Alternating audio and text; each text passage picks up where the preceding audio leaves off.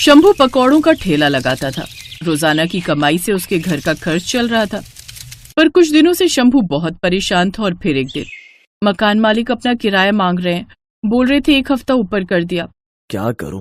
पहले ठेले पर पकौड़े बेचकर अच्छी कमाई हो जाती थी, पर अब तो कमाई के नाम पर मुश्किल से 100-150 रुपए ही कमा रहा हूँ। लागत इतनी लग जाती है और कमाई बिल्कुल भी ना के बराबर। पर ऐसा क्यों हो रहा है? मैं कितने दिनों से पूछ रही हूँ, तुम मुझे कुछ बताते ही नहीं हो। पकौड़े भी बढ़िया बनाते हो, महंगा सामान हम खरीदते हैं, फिर कमाई क्यों नहीं हो रही? क्या बताऊं सुजाता, ठेले के सामने पानी पूरी और चाट की नई दुकान खुल गई है। अब तो साथ में वो दुकानदार पकौड़े भी बनाने लगा है। अब किसी के हम हाथ तो रोक नहीं सकते।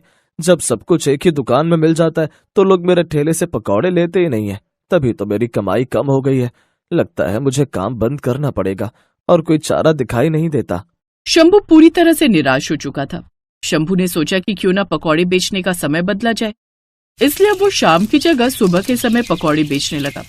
सुबह के समय पकौड़े बेचने से उसकी कमाई में थोड़ा फर्क आया। पर कहते हैं ना, कुछ लोगों की आदत होती है दूसरों का काम बिगाड़ने की।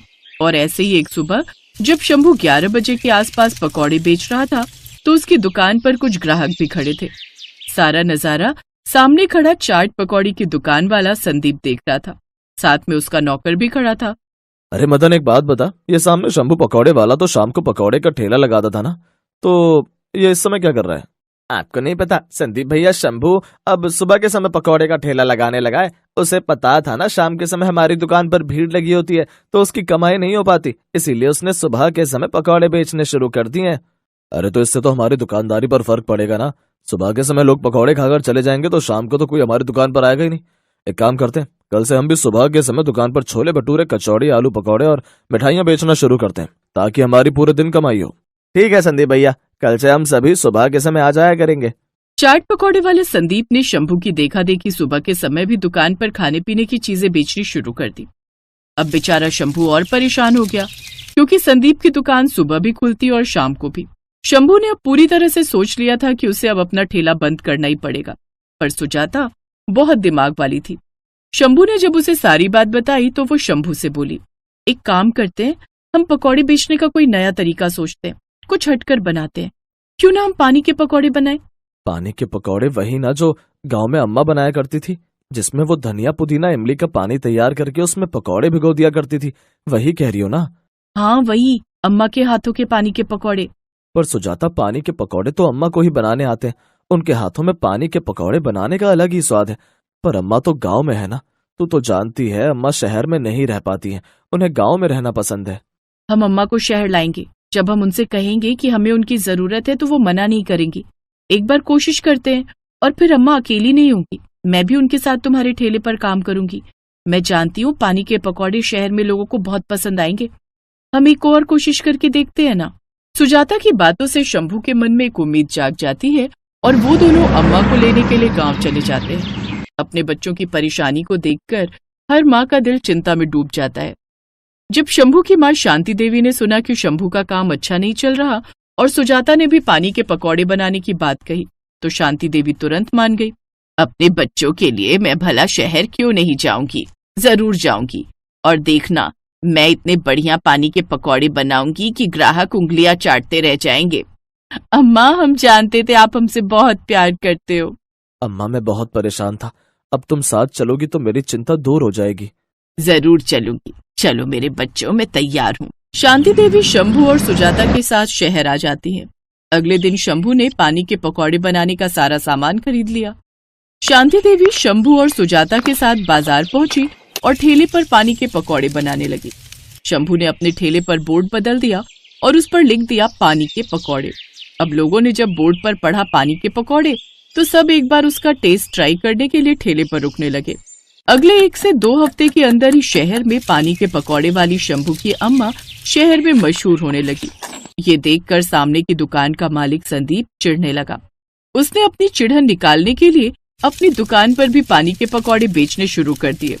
देख राजू, मैंने तुझे इसीलिए गांव में बुलाया क्योंकि तू मदन का भाई है। तू मुझे बोल रहा है कि तुझे पानी के पकौड़े बनाने आते हैं। आज तेरा पहला दिन है इतने बढ़िया पानी के पकौड़े तैयार करना कि ग्राहक सामने के ठेले पर जाए ही ना। चिंता मत करो संदीप भैया, मैं बहुत स्वादिष्ट चटपटे पानी के पकौड़े बनाता हूँ। अम्मा, मैंने कहा था ना, ये सामने संदीप बहुत नकलची है, देखो उसने भी पानी के पकौड़े बनाने के लिए कारीगर रख ही लिया। मुझे तो डर है कहीं वो हमारा ये काम भी न छीन ले। ऐसा कभी नहीं होगा बेटा। जैसे पानी के पकौड़े मैं बनाती हूँ वैसे हर कोई नहीं बना सकता। थोड़ी देर का इंतजार कर, अभी सच सामने आ जाएगा। अम्मा ठीक कह रही हैं। अम्मा के जैसे पानी के पकौड़े बनाने की विधि किसी को नहीं आती। तुम चिंता मत करो, वो कारीगर अम्मा के जैसे पानी के पकौड़े नहीं बना पाएगा। शांति देवी की बात सच हुई। थोड़ी देर बाद एक ग्राहक संदीप की दुकान पर पानी के पकौड़े खाने लगा, पर जैसे ही उसने एक निवाला मुंह में लिया, ये कैसे पानी के पकौड़े संदीप भाई, बिल्कुल भी स्वाद नहीं है, किसी काम के नहीं बने हुए, मेरे पैसे वापस दो। पानी में तो बिल्कुल भी चटपटापन नहीं है और पकौड़े भी तेल में भीगे हुए हैं। तुम्हें बनाने का तरीका ही नहीं आया। पिछली बार मैंने सामने पानी के पकौड़े वाली अम्मा से एक प्लेट खाए थे, मजा आ गया था। मुझे लगा तुम्हारी दुकान की और दूसरी चीजें स्वादिष्ट होती हैं तो पानी के पकौड़े भी बढ़िया ही होंगे, पर नहीं, उन पानी के पकौड़े वाली अम्मा का मुकाबला तुम नहीं कर पाए। मैं तो वहीं खाने जा रहा हूँ, अब से वहीं खाऊंगा। क्या? अरे अरे रुको तो भैया। राजू, तूने कैसे पानी के पकौड़े बनाए कि ग्राहक गुस्से में चला गया? दिखा मुझे, मैं भी खाकर देखूं। संदीप ने पानी का पकौड़ा खाया और तुरंत मुंह से थूक दिया। वो सचमुच ही बेहद बेस्वादी था। ये क्या बना दिया बे, कैसा स्वाद है ये? अगर ऐसे पानी के पकौड़े बनाएगा तो तेरे चक्कर में मेरे दूसरे ग्राहक जो चाट पकौड़ी खाते हैं वो भी कम हो जाएंगे। तू तो गांव वापस जा, मैं तुझे काम पर नहीं रख सकता। मदन, इसे तुरंत वापस भेज दे। तभी शांति देवी और सुजाता संदीप के पास आती हैं। संदीप बेटा, मैं तुम्हारी माँ की उम्र की हूँ, इसीलिए तुम्हें समझा रही हूँ। किसी की नकल करना बंद कर दो और जितना करते हो उतने में ही ध्यान लगाओ। तुम किसी का हुनर नहीं छीन सकते। ये पानी के पकौड़े बनाने का मेरा तरीका बहुत अलग है जो तुम्हारे कारीगर नहीं बना पाएंगे। इसलिए तुम अपना काम करो और हमें अपना काम करने दो। समझदार के लिए इशारा ही काफी होता है। कहीं ऐसा ना हो हमारी नकल करने के चक्कर में तुम अपना काम खराब कर लो। अम्मा ठीक कह रही हैं, अपने काम से काम रखो वरना बहुत पछताओगे। शांति देवी और सुजाता संदीप को सबक देकर अपने ठेले पर वापस आ गई। संदीप समझ गया था कि शांति देवी के जैसे पानी के पकौड़े वहां आसपास कोई नहीं बना सकता, और अगर उसने ऐसा करने की कोशिश की तो उसका दूसरा चलता काम भी ठप हो जाएगा। इसलिए उस दिन के बाद उसने बैर लेना छोड़ दिया। पूरे शहर में पानी के पकौड़े वाली शांति देवी दिन पर दिन मशहूर होती चली गई। शंभू और सुजाता के चेहरे पर एक अलग सी खुशी थी, क्योंकि उनकी माँ जो उनके साथ थी।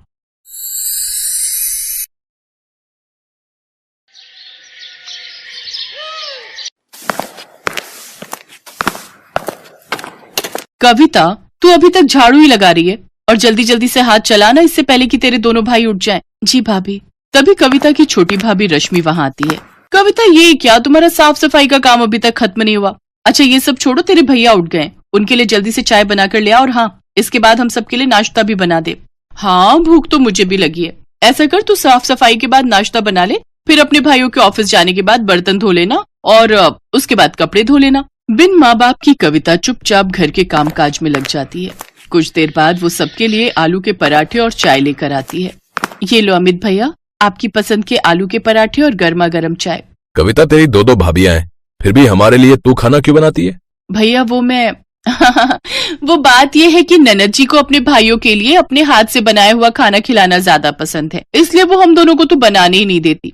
क्यों कविता, ठीक कह रही हूँ ना मैं? अनीता कविता को आंखें दिखाने लगती है। हाँ भैया, अनीता भाभी एकदम ठीक कह रही है। दोनों भाई नाश्ता करके ऑफिस चले जाते हैं। फिर दोनों भाभियां भी नाश्ता करने बैठ जाती हैं। आखिर में जैसे ही कविता नाश्ता करने बैठती है तो छोटी भाभी रश्मि उसकी कुर्सी खींच लेती है, जिससे कविता नीचे गिर जाती है। तेरी औकात नहीं है कुर्सी पर बैठ के खाने की, चल नीचे बैठकर खा।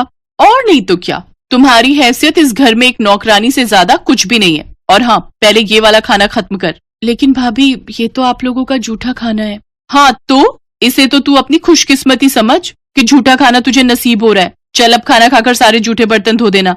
अच्छा रश्मि, तूने कल रात बिग बॉस का एपिसोड देखा क्या? नहीं भाभी, मिस हो गया। वैसे अभी रिपीट आ रहा होगा, चलो ना चलकर देखते हैं। हाँ हाँ चलो चलो। दोनों भाभियां आराम से अपने कमरे में जाकर टीवी देखती हैं और बेचारी कविता अकेले घर का सारा काम करती है। ऐसे ही दिन बीतते हैं। एक रोज हम दोनों भाइयों को काम के सिलसिले में दूसरे शहर जाना है। हमारे मालिक एक नई फैक्ट्री झारखंड में लगवाना चाहते हैं। हम कुछ 2 महीनों के लिए वहीं रहेंगे। तब तक तुम सब अपना ख्याल रखना, ठीक है? भैया, आप दोनों मुझे छोड़कर जा रहे हो? जा कहाँ रहे हैं पगली, तेरे लिए ही तो मेहनत कर रहे हैं ताकि हमारा प्रमोशन हो जाए और हम तेरी शादी धूमधाम से कर सकें। ये सुनकर दोनों भाभियां मुंह बना लेती हैं। अपने पतियों के जाने के बाद तो अब वो दोनों कविता पर और भी जुल्म ढाती हैं। ऐसे ही एक रोज बाहर जोर की बारिश हो रही होती है। देखो भाभी, कितना सुहाना मौसम हो रहा है, क्या मजेदार बारिश हो रही है। हाँ रश्मि, और ऐसे मौसम में गर्मा गर्म चाय और पकौड़े हो तो मजा ही आ जाए। रुक, अभी उस महारानी को बोलती हूँ। कविता, अरे ओ कविता, कहाँ मर गई? जी भाभी, आपने बुलाया? वो मैं कपड़े उठाने गई थी। अच्छा ठीक है, चल अब जल्दी से हमारे लिए गर्मा गर्म चाय और पकौड़े बना कर ले आ। जी भाभी। कविता रसोई में जाकर पकौड़े बनाने लगती है। कुछ देर, हे राम, कहीं मैं पकौड़ों में नमक डालना तो नहीं भूल गई, एक चक्कर देखती हूँ। कविता जैसे ही एक पकौड़ा चखने लगती है तभी वहाँ उसकी छोटी भाभी रश्मि आ जाती है और वो उसे एक जोरदार थप्पड़ मारती है। बदतमीज, हमें जूठा खिलाती है, आज तो तू देख तेरी खैर नहीं। ये कहकर रश्मि उसे खूब मारती है। आवाज सुनकर अनीता वहाँ आती तो डर के मारी कविता अपनी बड़ी, मैंने सोचा ही नहीं, ये बात ठीक कही आपने। दोनों भाभियां बेचारी ननद को धक्के मारकर बाहर निकाल देती हैं। बाहर तेज बारिश हो रही थी। भाभी मुझे घर से मत निकालो, इस बारिश में आखिर मैं कहाँ जाऊंगी। लेकिन वो उसकी एक नहीं सुनती और उसे घर से निकाल देती है। कविता बारिश में बचते हुए एक पेड़ के नीचे खड़ी हो जाती है और सारी रात उसी पेड़ के नीचे बैठकर रोती रहती है। ऐसे ही अगली सुबह हो जाती है। कविता को भूख लगने लग जाती है। बहुत भूख लगी है, ये सोचकर कविता कुछ खाने के लिए ढूंढते हुए सड़क की ओर आती है। ठेलों पर जाकर कुछ न कुछ मांगती है लेकिन कोई भी उसकी मदद नहीं करता। कुछ देर बाद वो एक बूढ़े बाबा के ठेले पर पहुंचती है जो कि पकौड़े बनाकर बेच रहा था। वो उसके सामने रोते हुए कहती है, बाबा मैं कल से भूखी हूँ, मुझे बहुत भूख लगी है, मुझे ये थोड़े से पकौड़े दे दो, लेकिन मेरे पास पैसे नहीं है। उस बूढ़े व्यक्ति को कविता पर तरस आ जाता है और वो कुछ प्याज के पकौड़े चटनी के साथ उसे खाने को दे देता है। कविता को उन पकौड़ों को देखकर वो बात याद आ जाती है कि कैसे एक पकौड़े के पीछे उसकी भाभी ने उसे घर से निकाल दिया। क्या हुआ बेटी, तुम रो क्यों रही हो? अभी तो कह रही थी कि बहुत भूख लगी है। कविता रोते हुए उसे सारी बात बताती है। बेटी, तुम जवान लड़की अकेले कहाँ भटकोगी सड़कों पर? इससे तो बेहतर होगा तुम इस गरीब की झोपड़ी में चलकर रहो, मेरी बेटी बनकर। ऐसे ही कुछ दिन बीत जाते हैं। अब कविता उस बूढ़े बाबा के घर पर रहकर उसके खाने का ध्यान रखती, लेकिन एक रोज बूढ़े बाबा की तबीयत खराब रहने लगी, इसलिए अब उनकी जगह कविता उनके पकौड़ों का ठेला संभालने लगी। अब कविता उस ठेले पर प्याज के साथ मिर्च, आलू, पालक और गोभी के पकौड़े भी बनाकर बेचने लगी, जिससे उसके ठेले पर ग्राहकों की भीड़ काफी बढ़ गई। गर्मा गर्म पकौड़े खाने के लिए अब उसके पास लोगों की लाइन लगना शुरू हो जाती है। आइए आइए, गर्मा गर्म प्याज, आलू, पालक और मिर्च के पकौड़े खाइए। तभी मौसम सुहाना हो जाता है और इस सुहाने मौसम में भला कौन इतनी वैरायटी के पकौड़े नहीं खाना चाहेगा। अरे बाबा, मैं अभी ये सारा पानी उठाकर बाहर फेंक देती हूँ। कविता अपनी बदकिस्मती पर रोते हुए उस पानी को उठाकर बाहर की ओर फेंकने लगती है। कुछ देर बाद वो उस बूढ़े बाबा की ओर देखती है। नहीं, मैं इतनी जल्दी हार नहीं मान सकती। बारिश में तो लोग पकौड़ों के दीवाने होते हैं। ये बरसात का मौसम तो सबसे अच्छा मौसम है कमाई करने का, लेकिन मैं इसके पकौड़ों के साथ चाय बनाकर भी बेचूं तो? मेरे पास कुछ पैसे रखे हैं, उससे फिर से शुरू करती हूँ। कविता ने हिम्मत नहीं हारी और उसने अपने ठेले की मरम्मत करवाई और एक बड़े से तिरपाल के नीचे चाय पकौड़े बेचने लगी। बारिश में लोग उसके तिरपाल के नीचे आकर चाय पकौड़े खाने लगते हैं, जिससे उसकी बिक्री अब पहले से भी ज्यादा होती है। ऐसे ही कुछ दिन बीत जाते हैं। अब कविता दिन भर में 3000 रुपए कमाने लगी। एक रोज अमित और सुधीर कार से जा रहे थे, तभी अमित और धीरज गुस्से में घर आते हैं। अनीता, कहाँ हो तुम? लौट आए आप लोग? आप रुको, मैं अभी पानी लाती हूँ। लेकिन तुम क्यों लाओगी? वो कविता कहाँ है, उससे कहो। अब हम आपको क्या ही बताएं, उसने तो हमारी नाक ही कटवा दी। वो तो किसी लड़के के साथ भाग गई है। ये सुनते ही अमित ने अनीता को जोरदार थप्पड़ मारा। शर्म नहीं आती झूठ बोलते हुए? हैं? दो भाइयों के होते हुए भी आज हमारी बहन को न जाने कैसे कैसे अपना पेट पालना पड़ रहा है, हैं? सुन लो, तुम दोनों के लिए अब हमारे घर में कोई जगह नहीं है, निकल जाओ यहाँ से।